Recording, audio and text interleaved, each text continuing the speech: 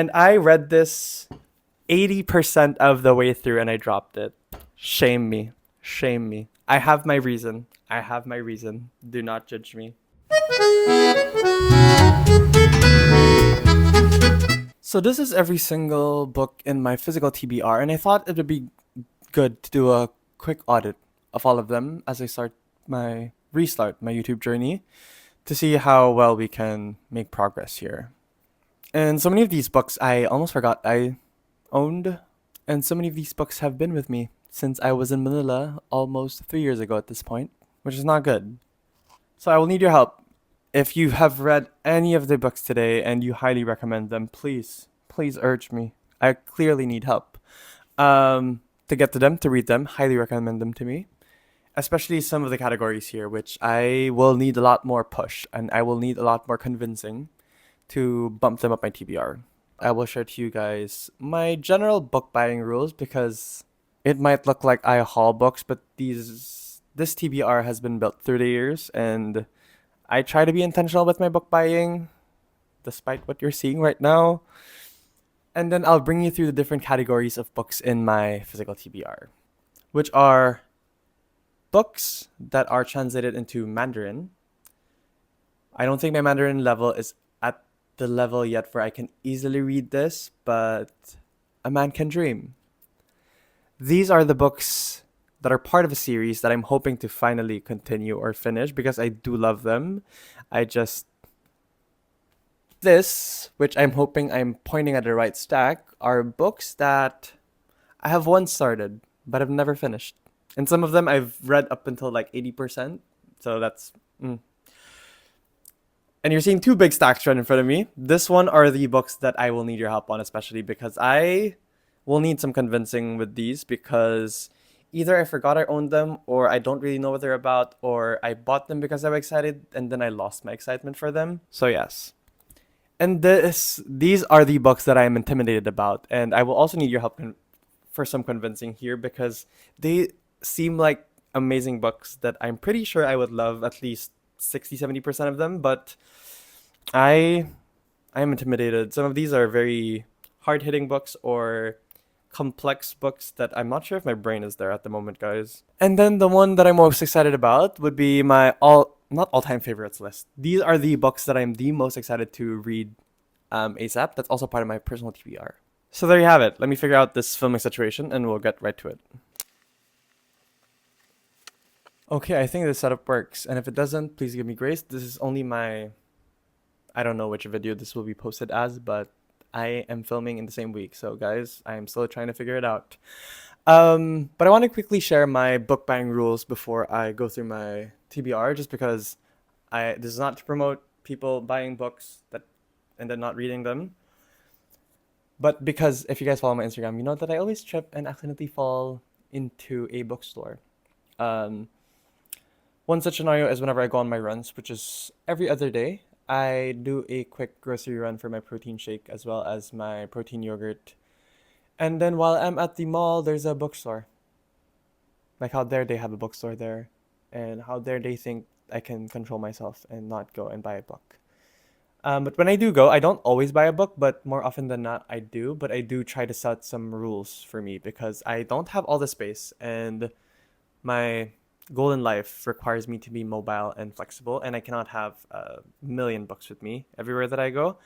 And I just like having a bookshelf that's filled with books that I actually love and care about, and I'm looking at them right behind the camera. So I try to be as intentional as I can, and especially when it comes to the genres of the books that I read. So I have a personal list that I keep on my phone of the books that I will let myself buy, and it's a long list. To be fair, I am not saying that I only have 5 books and I'm allowing myself. No, it's a pretty long list, but not easily they're not easy to find here in Bangkok. So I think that gives me a little bit more leeway to not just splurge, but also I just try to let myself be more free to buy books when they're translated or queer or by an indie publisher, just as a way to support the spaces in literature that I care about and want to read more about. So when it comes to those queer translated and independent publishers, I am a bit more loose with my rules. And I'm not sure if you'll see them here because I also read them almost immediately, but I guess we'll see that in a few minutes. Okay, let's start. And we have a lot of books to go through. And we're going to start first with the books that are in Mandarin. So, quick context, I am Filipino Chinese. I grew up in Manila, but my dad is Chinese. And at home, they still speak Hokkien, which is a Chinese dialect language that is often used in the Fujian province, southeast of China, and is very, very similar to the language originally used in Taiwan, which is Taiwanese, which is separate from Mandarin Chinese. It's a whole complex topic that I will not be going through language-wise. So majority of these books will be in Mandarin, which I more actively tried to learn and practice. And whenever I go to Taiwan or China, I really try to use them actively. And I bought these books as a way to hopefully one day read them and finish them. Most of these will be in traditional Mandarin, which I am not as good as simplified, but I can still read them.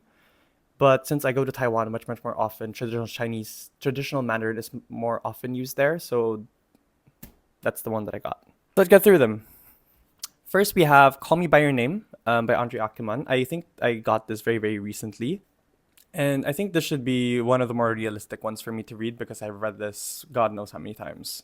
And you also see an interesting trend with how they read the language and how they format the books. I'll show that in a bit. Next, we have, I think I'll go through the simpler ones first. Next, we have My Sally Rooney's, which you're already starting to see how the formatting of the book is quite different.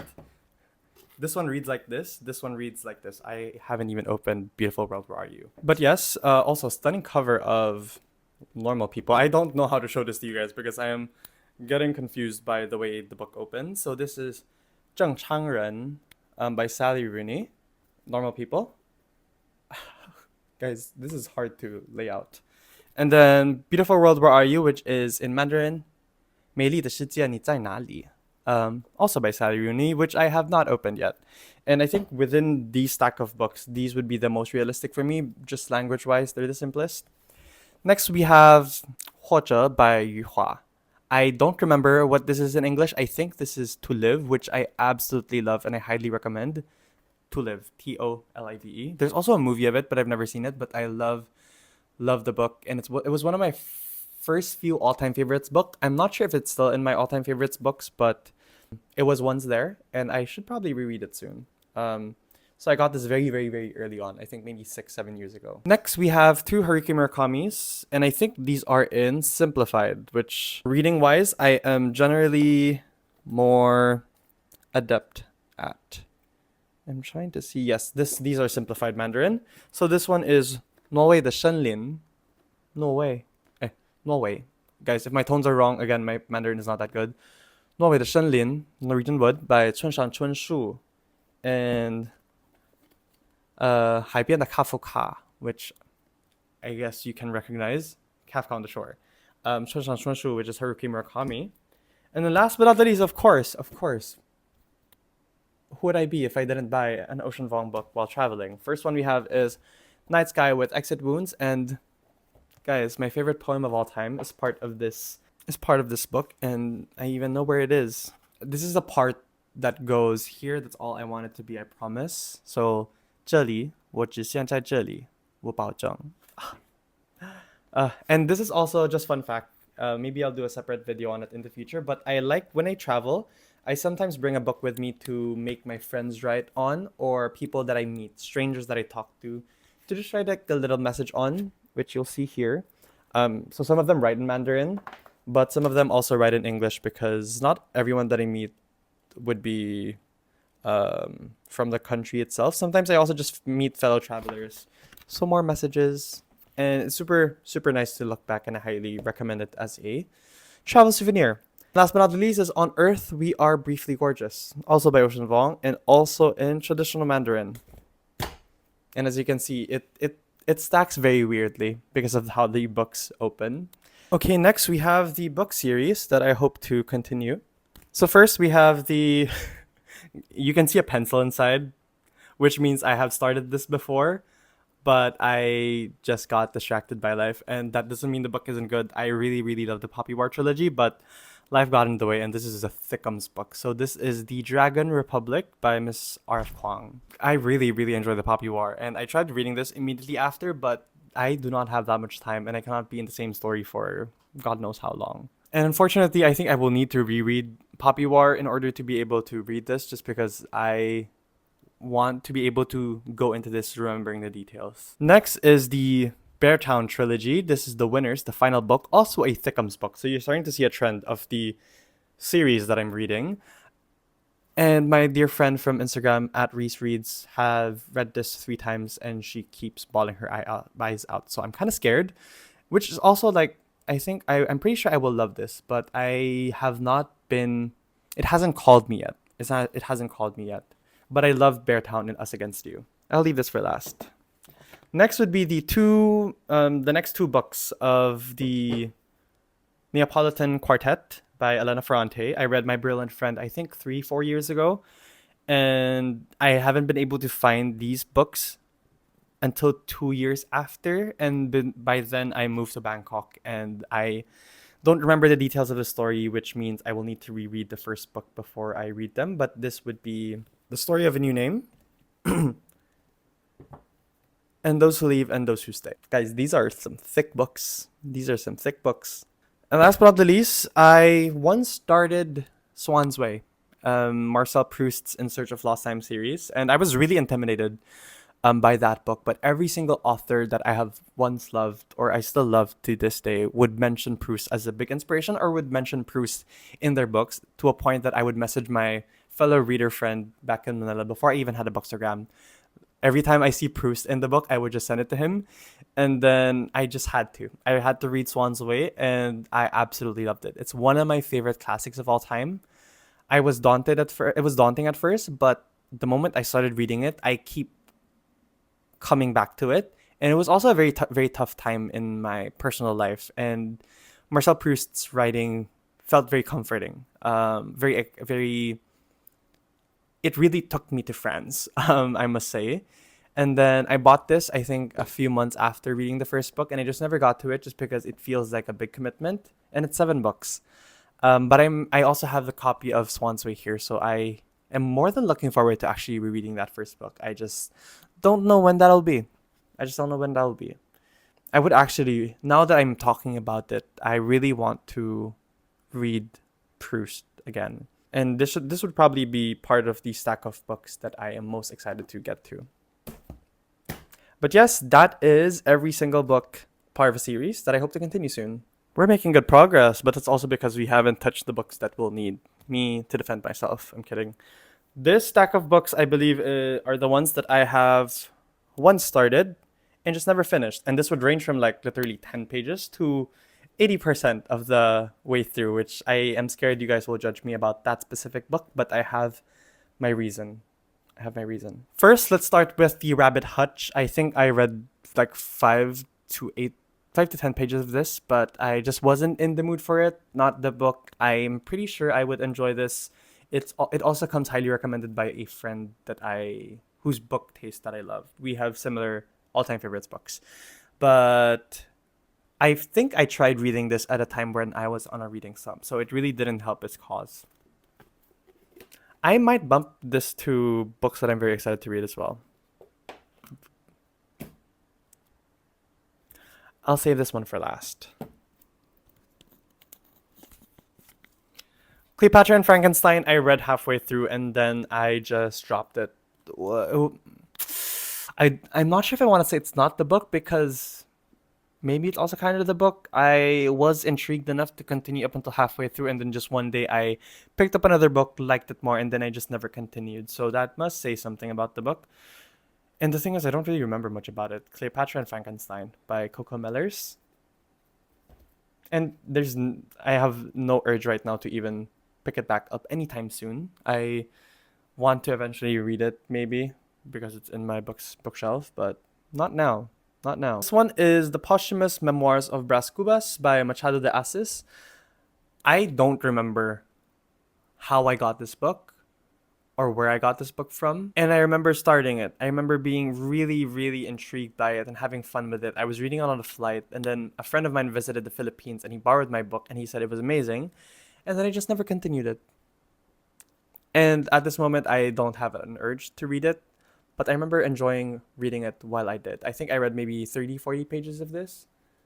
Yeah, and I can see like dog ears. Yeah. But it's this book. Next, we have The Book of All Loves by Agustin Fernandez Malo. I think I read this very recently. I maybe just 6 to 8 months ago. I think I should have annotations here. Oh, I read like 30, 40 pages, not a lot. And it wasn't what I expected it to be. It wasn't what I expected it to be. And I'm still not sure if I want to continue it. It's a lot of, I don't want to say academic discussions, but it's a lot of factual discussions, which is not what I was expecting. Now that I'm looking at the blurb at the back, I remember why I didn't love it as much, which was just because it wasn't what I expected. And it is a fictional story that takes a lot of inspiration or tries to describe love with a lot more factual elements and tries to see how love things, mirrors the things that we surround ourselves by. And maybe I'll try it again in the future, but right now it doesn't call me.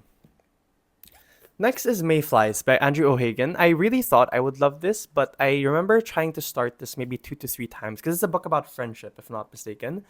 But there was something about the prose or the language that just didn't make me pick it up constantly, which, if I have this many books in my TBR, there are so many other books that I would enjoy the story of, but also enjoy the prose of. And yeah, I've given this like 2 to 3 tries, but it still hasn't stuck yet. And I don't know where my copy of Young Mungo is, but that's also a book that I've tried a couple of times, but I haven't been able to finish all the way through. Next is Breasts and Eggs by Miyako Kawakami. I started this right after reading Heaven, and I just needed a break from her themes, and I think I still have my bookmark here. Yes, I do. I stopped at page 50, and I haven't picked it up since. And it's been a really long time. It's been a really long time since I last picked this book up. I think it was maybe 4 years ago when I was still living in Manila. I remember liking the first 50 pages, but just not enough to kind of continue the streak of reading the same author consecutively. I really enjoyed Heaven, but not to the point that I want to read Miyako Kawakami's works straight, all the way through. So yeah. And last but not the least, this is, if I had to have my stack of shame, it would be Miss Donna Tartt's The Secret History. And I read this 80% of the way through and I dropped it. Shame me. Shame me. I have my reason. Do not judge me. I read this back in March of 2020. Take a moment to remember what happened in March of 2020. Yes. Something happened. Pandemonium, whatever. Yeah, you can say we were all part of history. And I was reading this and I was reading the news more than I was reading books. So I was 80% of the way through. And most people would probably just like binge it to the end. But the thing for me is when I drop a book and I'm not feeling it anymore and I'm not in the mood to read, I will just not read. And the thing is, I remember liking it. I remember really liking it. Did I love it? I can't say. And I don't think I loved it enough to be able to power through.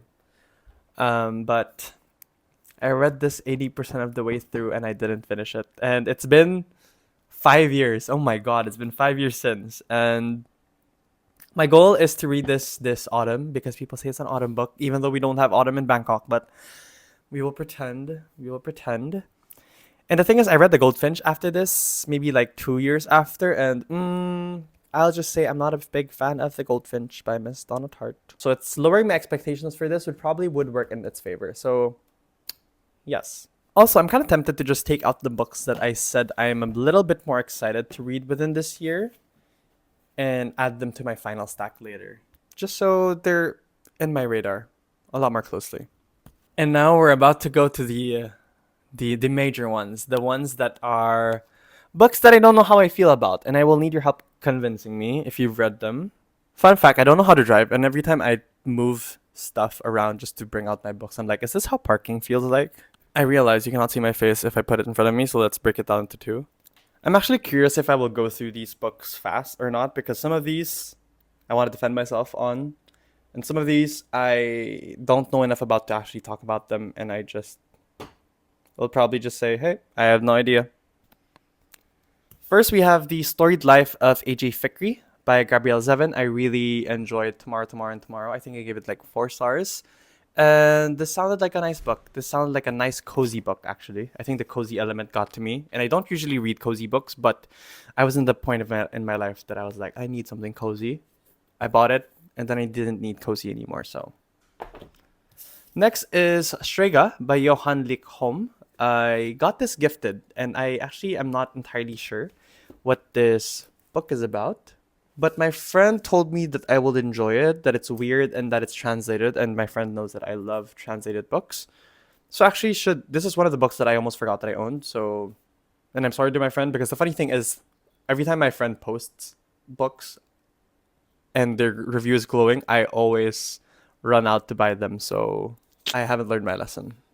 The next we have is Brothers and Ghosts, which I got gifted by Scrub Publications, and they made me choose from a list of books that they think I would like, and this was one of the books that I thought I would like. I believe it was how a family was trying to cope post the Vietnam War, which I found intriguing, but I just haven't found the strong enough reason to get to them among the stack of books.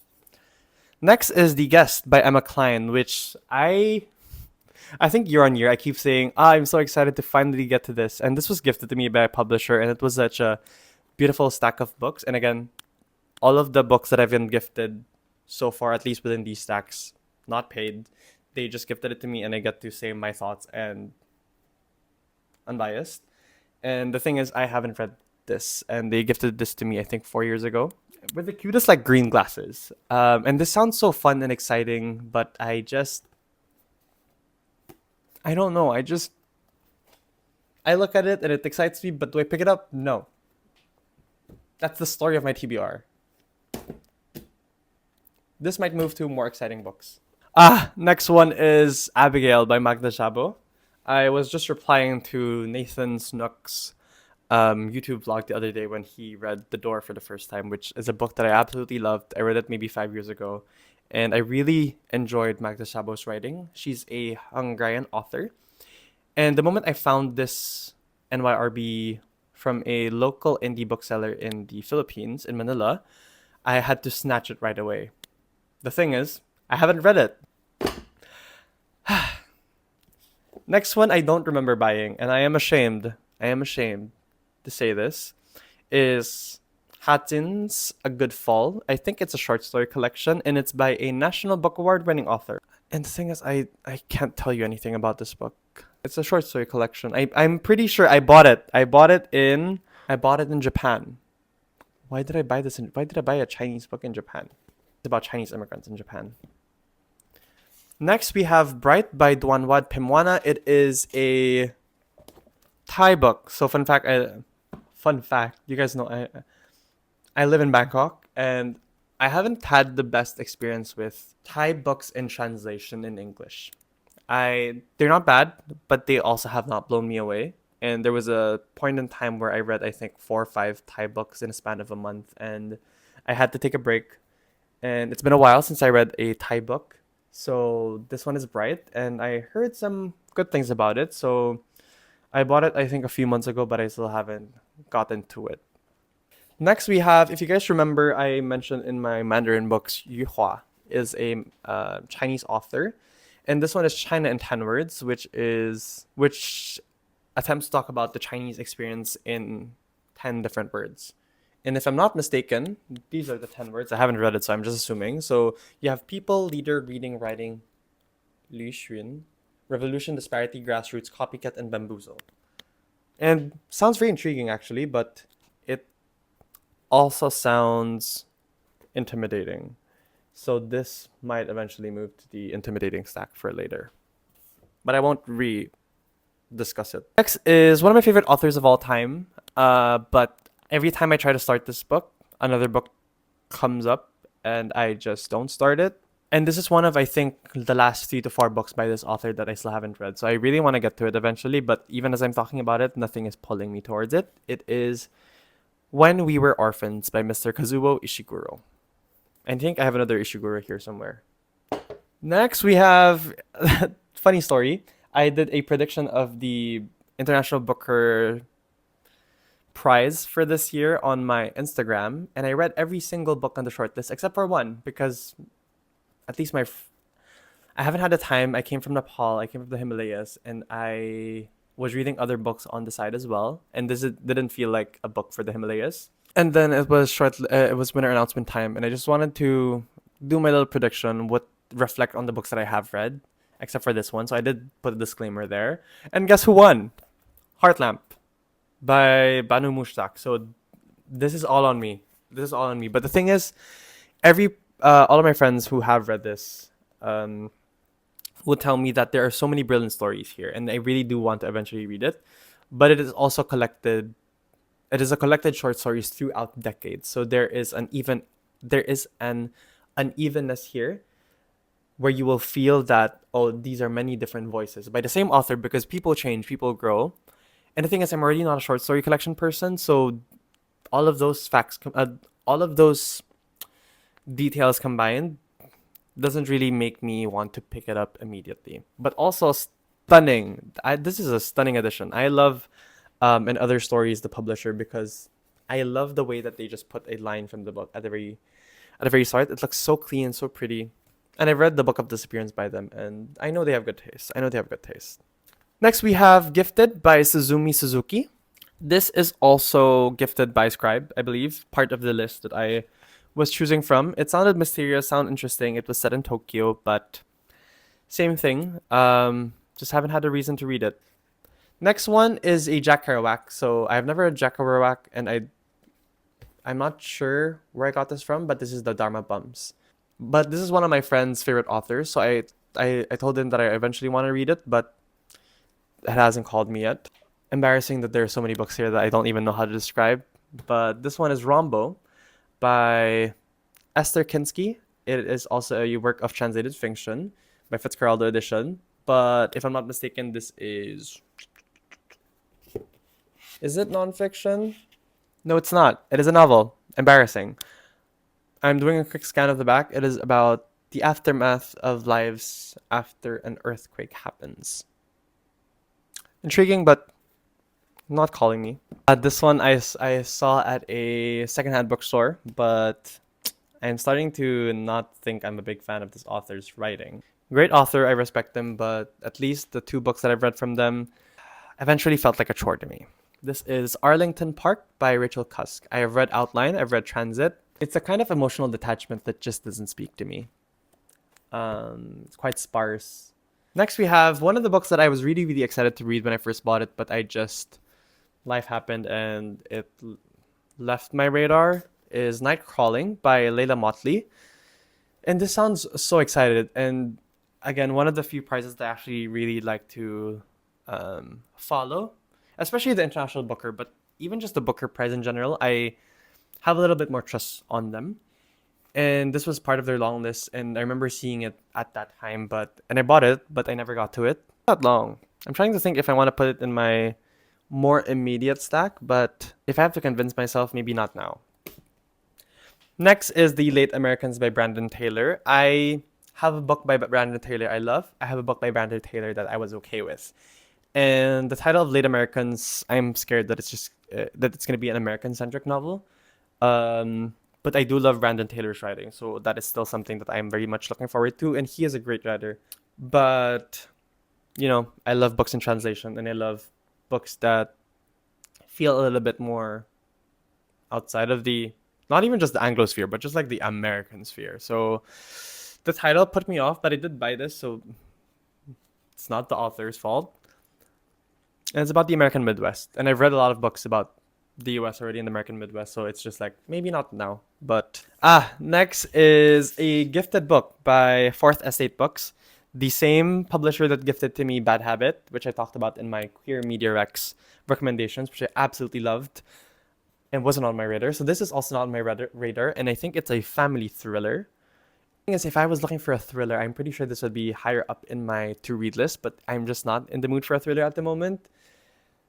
But I do love and trust Fourth Estate Books, and they're one of the authors, they're one of the publishers that really know to send me books that are queer and translated. So I highly appreciate them for that. Clean by Alia Zaran, translated by Sophie Hughes. Ooh, we're making good progress. Next is Green Dot by Madeline Gray. This is the type of book that I think about when I'm looking for books that will be in.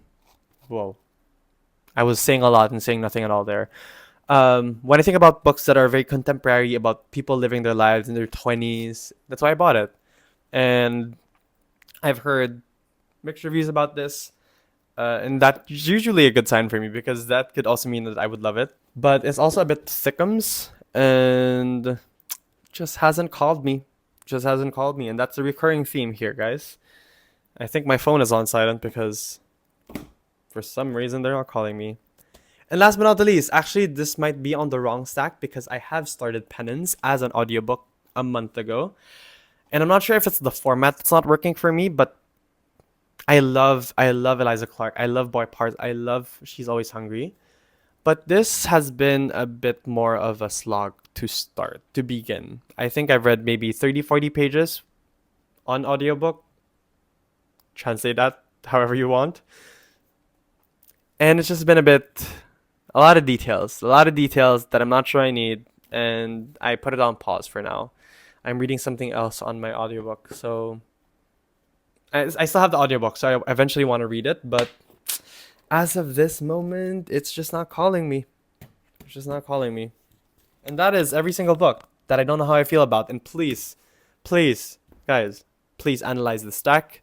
Check what you've read, what do you recommend, what do you think I will like, and what do you think I should donate or give to my friends. I love how I said we're making good progress, and then I looked at the time, and we are not making the best progress. I am sorry. Maybe this really is how parking feels like. Also, remember when I said 60-minute videos are not going to be the norm? I'm scared that that's going to be a lie. Okay, we're done parking. It's a lot of them. Next, we have the books that I am intimidated by, whether it be by the storyline, by the seriousness, by the prose, by the author's name. We have a couple here. So I already mentioned earlier, Chen and 10 Words. A bit intimidating just because of the content. Oh, and we're gonna start with a big boy here. Another Kazuo Ishiguro that I have not read to this day. It is The Unconsoled. This is The Unconsoled, and if I read the blurb at the back, and one of the reasons I haven't read it, on first publication, the book was met in some quarters with bewilderment and vilification, in others with the highest praise. It's a love it or hate it, I guess, and it is a Thickums book that I have heard people say can be quite a difficult read, but also a worthwhile read.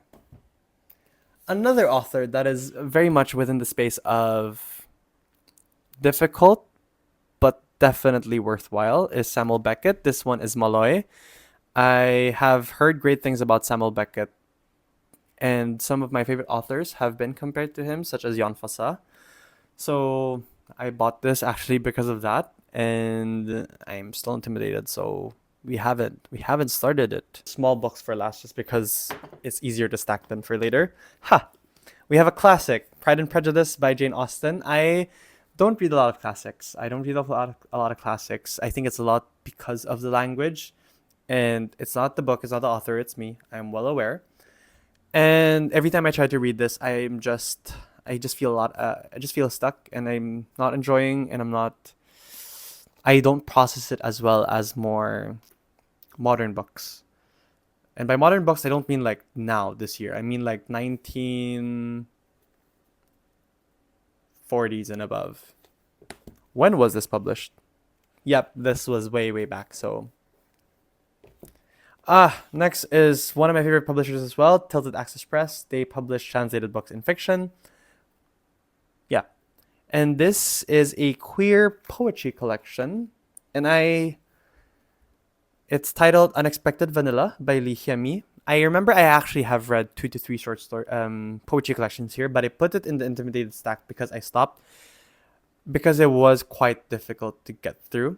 In terms of, I read this maybe 4 or 5 years ago. I'm not sure if I was at my brain was there. I'm not sure if my brain was there to be able to really understand what the author was trying to say. Korean author. And eventually. Next, I'm intimidated because of how widely praised it is, but also how serious the topic is, and I want to be in the good headspace to be able to read this, which is Human Acts by Han Kang. I have read 2 books. I read 2 books by her, and I have thoroughly loved one of them, and one I was okay with. It was really good, but it was good. I don't want to say really good, but it didn't compare to my first read. So I really loved The Vegetarian, but didn't have as much excitement for Greek lessons. So this is Human Acts, and I do know that I'm pretty sure I would enjoy this. I don't think enjoy is the right word for this book, but I do think that I would finish this and appreciate it and actually, I don't know the word to describe. It's a very serious book. And I do want to read it eventually, and I think I'll put it in my more books I want to prioritize. Next, we have the winner of the Palestine Book Award. I bought this, I believe, in Singapore because I couldn't find this anywhere in Bangkok, at least back then, is Against the Loveless World. And it is about a woman who went to Palestine and found her purpose and many things, but also a lot of hardships. And I still haven't read it. And as I'm saying it, I bought this just a year ago, and I don't know why the book is already yellow. And I have been trying to read a lot more Palestinian literature. One of my recent favorites was the Book of Disappearance, which I thoroughly love. So I think that gives me excitement to read this. Next, we have The Transition Baby by Tori Peters. I am actually not sure why I still haven't gotten into this, but every time I look at it, I'm just like, wait, I'll get to you eventually. I don't know. I don't know why I haven't read this. I read a lot of queer books, and I've also read a lot of works by trans authors that I love, but this just feels like the book that people recommend first when they talk about queer literature, especially within the trans space. And I think because of that, I have high expectations, which I try not to have when I'm reading a book. And I think that's what intimidates me is, there are a lot of people that's telling me I will love this. It scares me. Damn, we have a lot. Next, we have Yen Lian Ke's The 4 Books. I have read one of his other books, but I'm trying to remember which one it is. And I bought this because I loved his other books. He's a Chinese author. And it's supposed to be an Orwellian book, which I haven't read 1984. Please judge me. I don't think I plan on reading it. Also, stunning cover, but this feels very heavy, dense, both prose-wise and also just topic-wise. Next, we have Satan Tango by Krishna Horkai. I am thoroughly excited to read this, but I'm also thoroughly intimidated by his prose. Krishna Horkai is always said to be, if one of the possible frontrunners for the Nobel Prize eventually, and Satan Tango is also a very, very acclaimed movie and film. And I'm not entirely sure how much they inspire one another, but he is an author that I really, really want to be able to read sometime soon, but the prose intimidates me. Next, the size intimidates me. This is The Shards by Bret Easton Ellis. I also have American Psycho here, which let's do in one go. Bret Easton Ellis, I do love myself a psychological book and unlikable protagonists, but I think I'm more excited for The Shards, honestly, and it's just the size that intimidates me. And American Psycho is more of a cult favorite, and I don't know.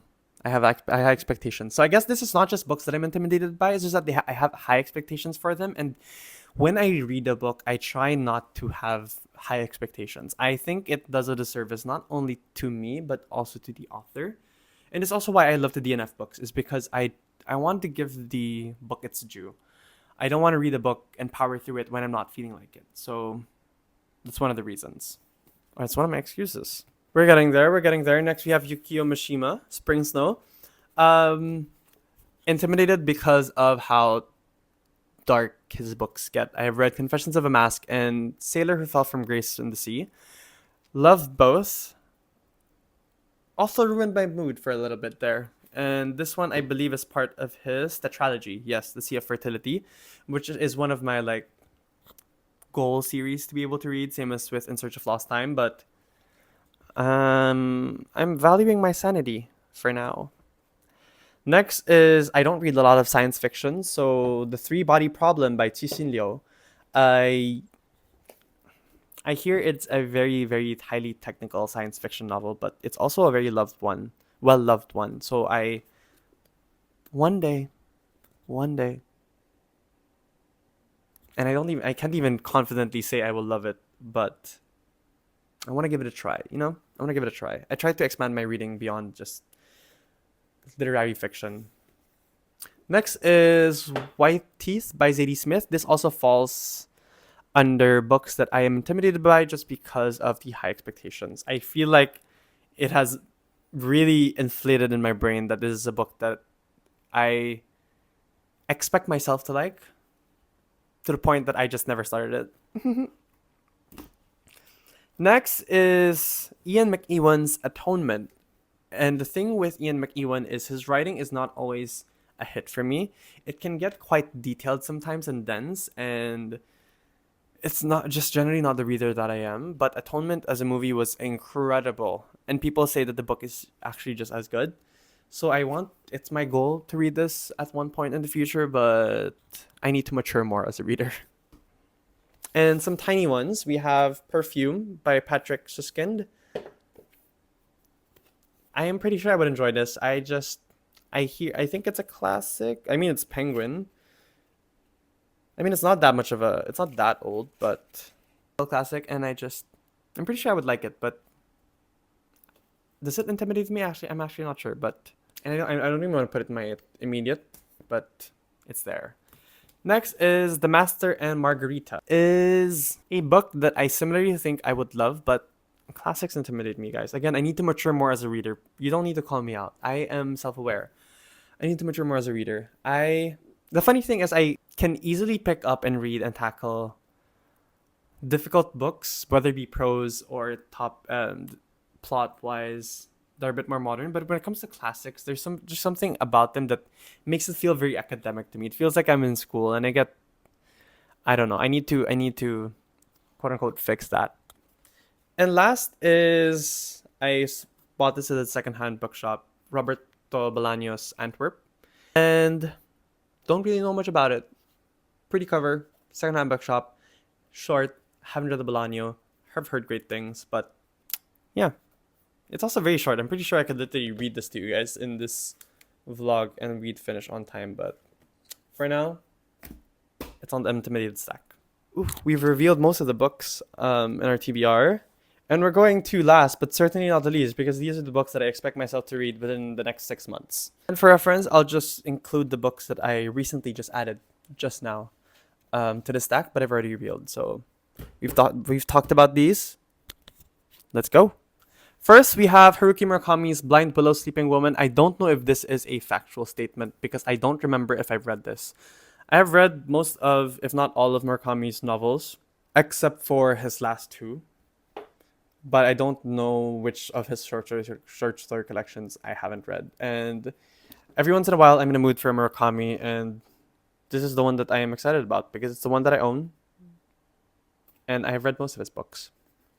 I have Lisbon Poets, a collection of poetry that I was gifted to by my friend, and I love to read poetry every once in a while in terms of, I don't read them in one go, but I read them every time that I have the time. And this was given to my friend, my Portuguese friend. So I've read, I think, 2 or 3 of these already, and they were quite good. And at least from the Portuguese authors that I love, they're wonderful. Next, we have The Trio by Johanna Hedman. One of my good friends was reading this while we were traveling together, and she said it comes highly recommended. And also about that book that I generally love, where it's just adults trying to figure out their life and just being lost, you know? Or at least that's what I assume. Fun fact, I don't usually read the blurbs of the books that I'm reading. Or if I do, I forget them. And that's okay with me because it's fun reading books blind. The Trio. Next is Shirley Jackson's We Have Always Lived in a Castle. I am building my horror stack for Halloween. Fun fact, I love horror. I love horror movies, horror books, anything scary. It reminds me that there are scarier things in life than corporate. Next, we have James Percival Everett's James by Percival Everett. This should also be in Books That Intimidate Me because it's supposed to be a retelling of The Adventures of Huckleberry Finn. Haven't read. American classic. If you've heard me talk about these, you already know why I'm intimidated. But I have not heard a single bad review about this. I haven't read a single bad review about this, so I want to read this, I think, in the next 2 to 3 months. Next is Letters from Gazette, which I was gifted to by Penguin Random House, Southeast Asia specifically. And I've already read, I think, 20% of this, but I'm taking it slow because it is stories by the people from the year that has been seen. And it's quite serious, and I want to give it its due, and I want to have space between the different stories while I'm reading it. But it really comes highly recommended, at least for me. Next, we have Tove Ditlevsen's Childhood Youth Dependency. I bought this back in Copenhagen. It chronicles the life of, I believe, it is a memoir, and I hear it is a beautifully written story of a person's dark times.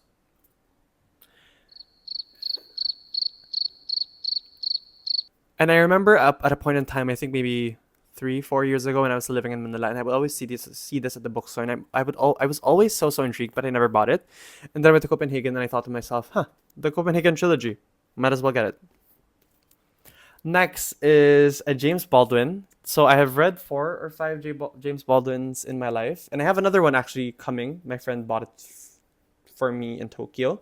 This one is Another Country, and the one that is arriving is just above my head, and I think I will probably read that first. Another Country is actually a funny story because I have read this, but I was not in a good part in my life, and I didn't really give it the attention it was due.